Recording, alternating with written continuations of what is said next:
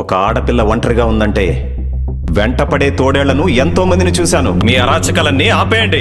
మేం మీకు వేదవల్లా కనిపడుతున్నామా? ఏ పని చేసినా ఆధార్ కార్డులతో చేయడానికి ఆధారాలు లేకుండా చేస్తాం. చంపేస్తారా?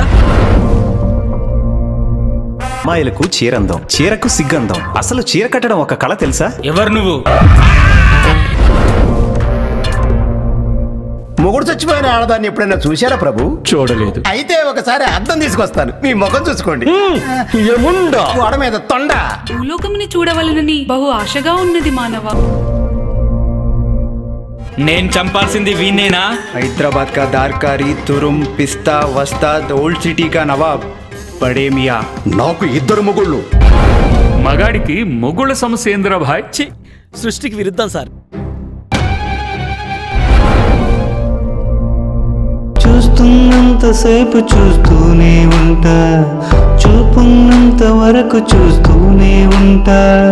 పొద్దు పడిచాక పొద్దు మల్లాక మళ్ళీ రేపొద్దున పొద్దు పడిచేదాకా. ఈడు చూడు చక్కగా ఉంది నాయనా, కదా ఆంటీ? నన్ను చంపేసేంత పగ పెంచుకున్నావని నేను తెలుసుకోలేకపోయాను. బడే మియా కేసు డీల్ చేస్తే పోలీసుల కంటికి కూడా దొరకడు.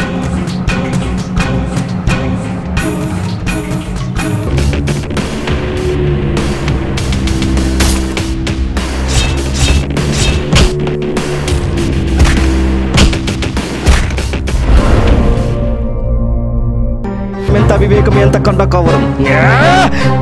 నీతి లేని జాతిలో పుట్టితివి కదా. తెలుగువారి ఆత్మగౌరవాన్ని ప్రపంచమంతా చాటి చెప్పిన అన్నగారి అభిమానిగా చెప్తున్నా.